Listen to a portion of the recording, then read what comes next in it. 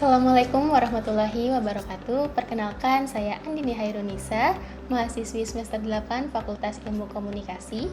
Saat ini saya sudah bersama Ibu Dr. Nuryati Samatan selaku peneliti yang akan mengulas lebih dalam tentang penelitian implementasi nilai-nilai kearifan lokal dalam membangun suku bangsa Banggai melalui visibility study suku Saluan dan Balantak. Boleh Ibu mungkin memperkenalkan diri terlebih dahulu? Ya, terima kasih. Nama saya Dr. Nuryati Samatan sebagai tim peneliti dengan judul penelitian implementasi nilai-nilai kearifan lokal dalam membangun suku bangsa Banggai.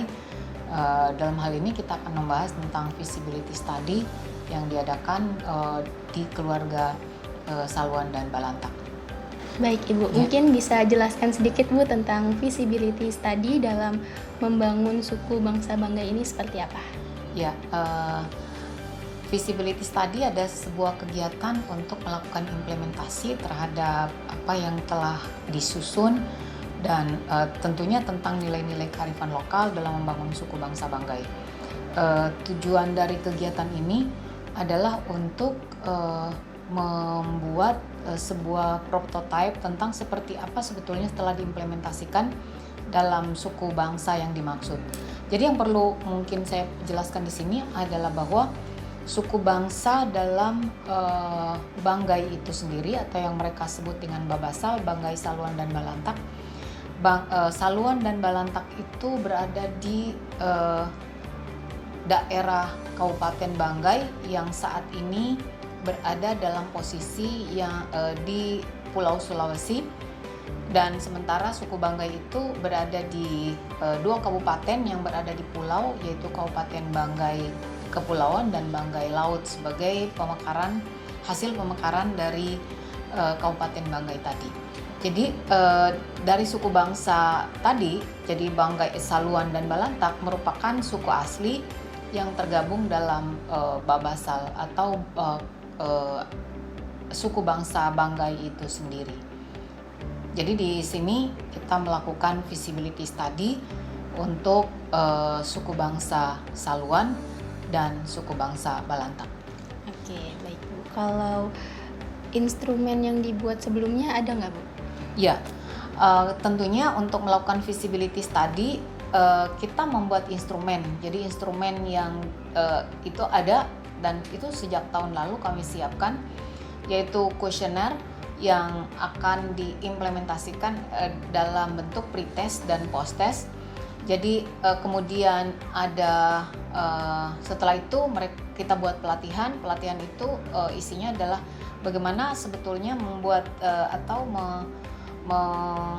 yang benar dari jawaban-jawaban dari kuesioner itu seperti apa, untuk juga mengetahui seperti apa mereka memahami dan mengimplementasikan nilai-nilai dari suku bangsa mereka sendiri. Nah, kemudian setelah itu ada juga PowerPoint yang juga diharapkan untuk bisa menjelaskan apa yang dimaksud dari instrumen tersebut. Dan yang terakhir sebetulnya ada isian. Jadi dari kuesioner tersebut kemudian keluarga-keluarga tadi berkewajiban, makanya yang keluarga-keluarga yang mengikuti itu adalah relawan, kami sebut seperti itu, karena selama 2 bulan dari bulan Agustus sampai bulan September 2022 mereka harus mendidik anak-anak mereka dengan usia SD, SMP, dan SMA itu dalam budaya mereka, dan itu ada 13 tambah 14 item, ada 27 item yang harus mereka isi setiap hari, dan kemudian mereka harus ajarkan setiap hari kepada anak-anak mereka.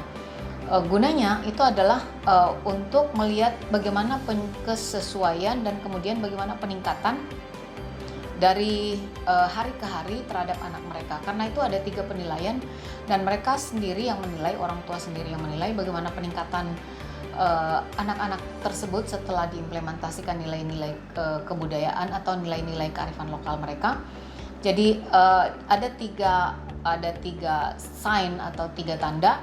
Jadi mereka akan menandai dengan minus kalau kesesuaian itu di bawah 50%, kemudian mereka akan menandai dengan plus jika kesesuaian di atas 50%, dan mereka akan contreng ketika kesesuaian itu sudah lebih dari 80%. Saya kira seperti itu. Oke Ibu, yang melakukan visibility study itu tadi Ibu sebut sebagai relawan ya. Ada nggak Bu syarat-syarat menjadi relawan visibility study tersebut? Iya, jadi yang melakukan visibility study itu adalah kami sebagai peneliti, kemudian kami membutuhkan relawan yang dimaksud itu adalah mereka yang memang tergabung dalam suku bangsa Banggai atau dalam hal ini disebut dengan Babasal. Jadi yang syaratnya itu adalah yang pertama memang mau mengikuti dan menjadi relawan. Kemudian yang kedua memiliki anak dengan usia SD, SMP, dan SMA. Dan kemudian yang ketiga itu harus bersama kami untuk berada dalam satu ruang dan waktu tertentu untuk melakukan tes pre-test. Kemudian setelah itu kami melakukan pelatihan selama 1 hari untuk bagaimana mereka mengimplementasikan nilai-nilai kearifan lokal dalam membangun suku bangsa Banggai itu. Kemudian yang selanjutnya adalah kami mengajarkan mereka bagaimana cara mengisi dari dokumen visibility study yang kami sudah siapkan. Saya kira seperti itu. Oke, dari semua proses pelatihan tadi Bu, tahapan-tahapannya juga apa sih Bu yang menjadi target utama dari penelitian ini? Ya, jadi visibility study target utamanya itu adalah untuk melihat apakah setelah mengikuti pelatihan anak-anak mereka itu tumbuh dalam budaya dan seperti itu yang diinginkan oleh kami sebagai peneliti maupun mereka sebagai stakeholder. Kalau ada masalahnya di mana, apakah intensitasnya atau mungkin penanaman nilai-nilai yang belum saatnya atau seperti apa, atau mereka kurang paham, tapi insya Allah setelah pelatihan itu mereka paham sebetulnya apa yang harus mereka laksanakan. Ya, saya kira seperti itu. Oke Bu, kemudian kalau tanggapan dari keluarga-keluarganya nih yang menjadi relawan yang sudah mengikuti proses visibility study ini, bagaimana Bu tanggapannya? Iya, jadi ada berbagai tanggapan ya. Yang pertama yang jelas mereka antusias menyambut dan mengikuti visibility study. Yang pertama adalah ada beberapa atau ada di antara ibu-ibu, kebetulan ibu-ibu untuk Saluan Balantak itu semua ibu-ibu yang ikut.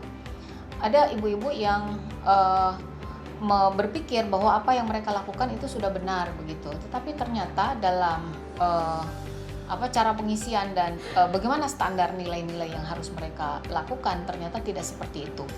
Jadi ada yang selama ini yang mereka lakukan itu misalnya ya bagaimana membangun kemandirian anak. Jadi yang pertama ada yang menganggap bahwa belum saatnya anak-anak itu untuk mandiri. Tapi sebetulnya kemandirian itu harusnya kan sudah diajarkan sejak awal, seperti juga yang kami dapatkan atau peneliti dapatkan tahun lalu, karena itu sudah digali dari berbagai suku bangsa. Ternyata kemandirian itu penting dan itu sudah diajarkan sejak masih belia. Dalam hal ini mungkin usia SD mereka sudah harus mandiri dengan berbagai proses dan tahap-tahap bagaimana kemandirian itu mulai diajarkan. Tapi yang jelas ya seperti itu, bagaimana diajar mandiri, kemudian bagaimana mereka bisa menyelesaikan apa yang harus mereka selesaikan sendiri, misalnya menyiapkan peralatan sekolah dan lain sebagainya. Kemudian mereka juga harus belajar secara mandiri di luar belajar dengan pengasuhan dari orang tua tentunya. Nah setelah itu mereka juga baru sadar bahwa ada yang kurang dari proses pengasuhan dan itu tidak sesuai dengan nilai-nilai budaya dan kearifan lokal mereka, dan mereka mengharapkan dan tentunya sangat ingin agar anak-anak mereka itu tumbuh dalam budaya mereka dan mulai berpikir untuk atau mulai melakukan perubahan setelah selesai pelatihan. Kira-kira seperti itu. Jadi diharapkan semua keluarga, khususnya ibu-ibu yang mendidik, bisa menerapkan nilai-nilai budaya ya kearifan lokal dalam suku bangsa Banggai ini ya Bu. Oke, baik Ibu, terima kasih atas waktunya untuk berbagi cerita bersama saya. Demikian wawancara saya bersama Ibu Dr. Nuryati Samatan. Kurang lebihnya mohon maaf. Wassalamualaikum warahmatullahi wabarakatuh. Waalaikumsalam warahmatullahi